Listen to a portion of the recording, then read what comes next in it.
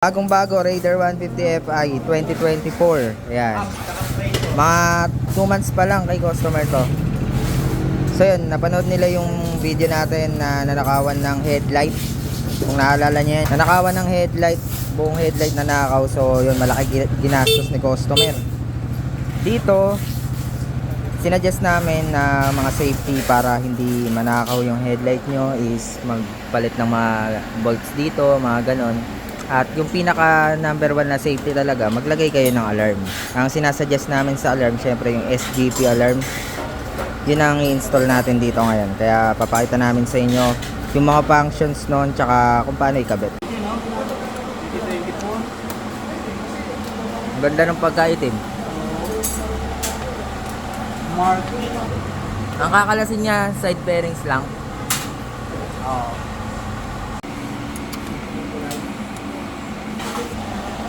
Okay. Sila boss busy para sa susunod na karera. At ito naman, ito yung alarm. Note ka muna. Madali lang install yan niya. Hindi ako ginaganahan, madali lang. Baliktad ah. Pag di ka ginanahan, madali lang. Pero pag ganado ka, matagal.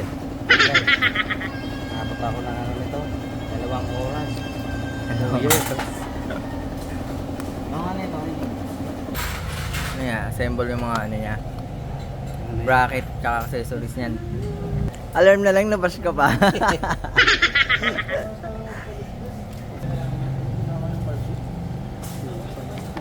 Nakakoda yung part mo. Ito din, 2 buwan pa lang to sa sa Marikina. Muntik na to eh. 2 buwan pa lang. ibig sabihin pangalawa muna to sir. Ay, nanakaw yung motor mo una. Carb yun. Tapos ngayon nag-FI ka na. Dapat may GPS. Kaya ngayon naglagay ka na ng ganito. GPS Para naman, hindi sa- naman ano talaga. Wala rin yun. Gusto Ano mo, two-way yan? Two-way na? hindi. SGP mismo. Ayos din. Yung GPS kasi nag-i-indicate ng FI pagka tumagal. Ang dami namin kinalasan yan. Yung GPS na yan. Nagkaka-error. Kaka-error. Paano siya gumagana? Mamaya sir.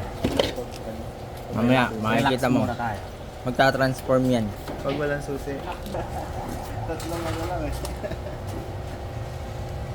Yan, lagyan ng cushion. Yes, talaga siya, no?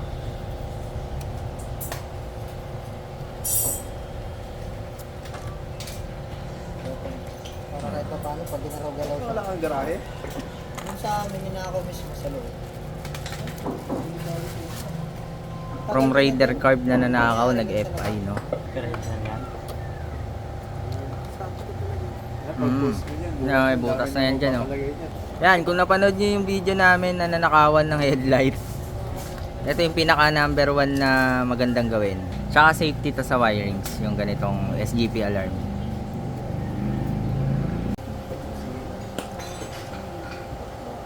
Yan na, tandaan nyo, may kakalasin din dyan. Dahil meron ding install dyan. Ito, yung pinaka wiring. Parehas yung ano, bago-bago pa.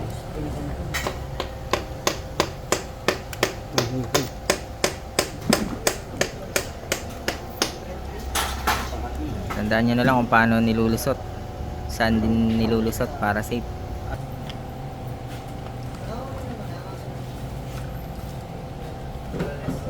Yun, dun pala suot nun. Tapos lulusot dyan. Ayan.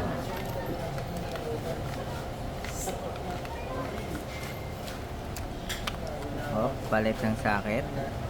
Green sa white. White sa green. White sa green.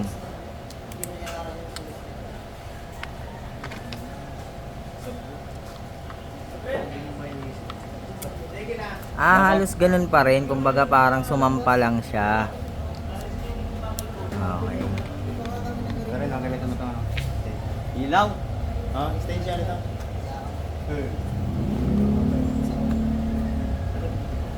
Ayan, parang nagkaroon lang siya ng ano, ng sanga. Ayan. Ayan, konting latag lang ng wire. Tapos na. Tapos na. Susuot na lang doon. Balik mo na muna headlight. Ito yung remote niya. May dalawa ng remote na kasama. Isang wire lang yan niya. Meron din sa taas. Ang yung wire doon sa taas. Basta may suksok. Basta masuksok. Yung blue na yan, signal. Ayan yung ano, convert. Convert. Ayan. Ayan na. Ano masasabi mo sa mga basher mo, Kuya Jim? Murahin. Anong etnet? Mga yupa. Tayo mga magagawa niya na. Yung bagong oriente ka. Yung binabasa ko, Kuya Jim, marami nagmamahal dyan. Maraming suki yan. Kung alam nyo lang. Napaka yung leather FI. Marami na. Oo. Guys, mga Teletubbies.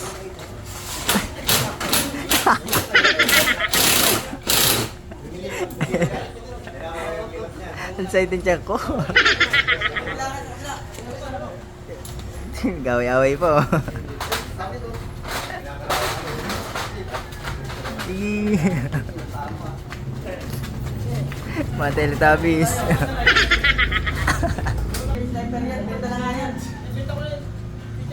Hindi na naging cartel lang ako.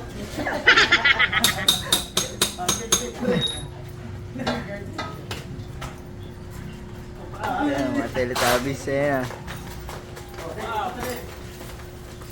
Ito guys, para sa mga hindi nakasunod sa pag-install, meron tayo ditong manual. Nandito na lahat. Ayan, demo natin kay customer. Kasama natin si boss. Ayan.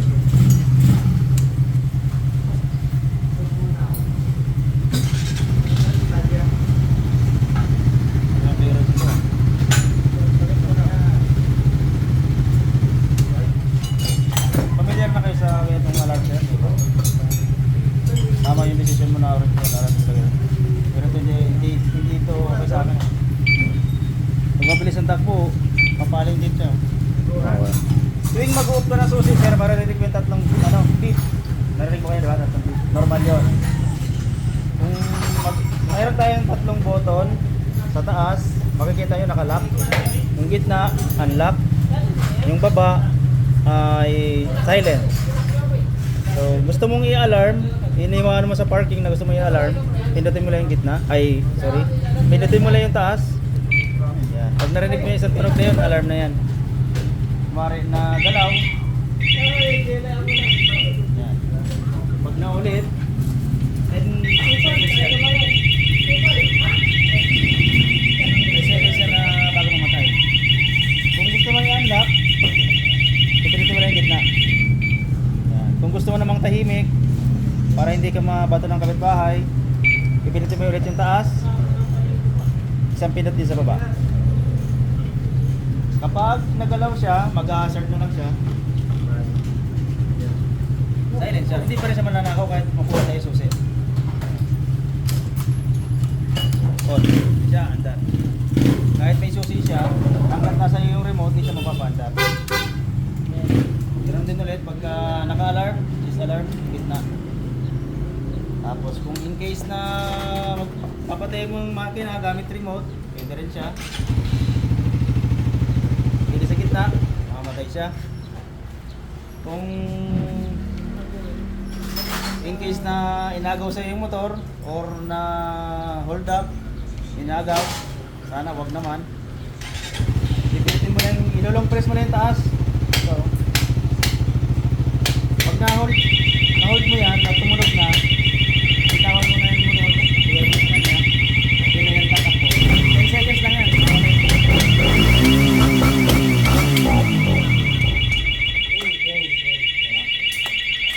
Kahit anong paandaran yan, di aandaran yan.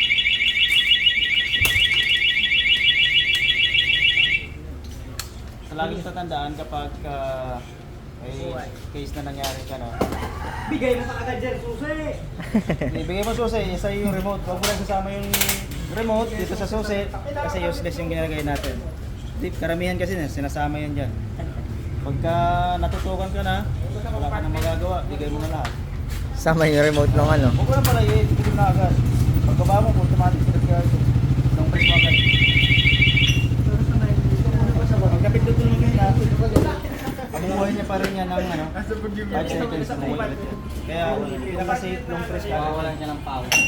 Hindi niya na mapapandar yung motor hanggang wala to. Tapos kung nasa parking naman, na marami kayo nakareder FI, gusto mo makita yung motor mo kung nasaan, pare-pares ka ng motor, pinutin mo na itong dalawang button. Gitna, saka yung baba.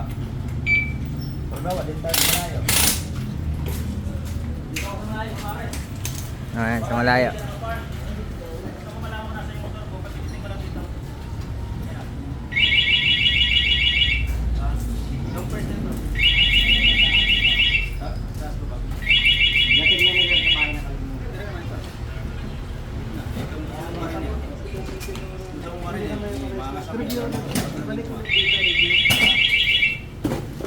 Yun lang. Ayos.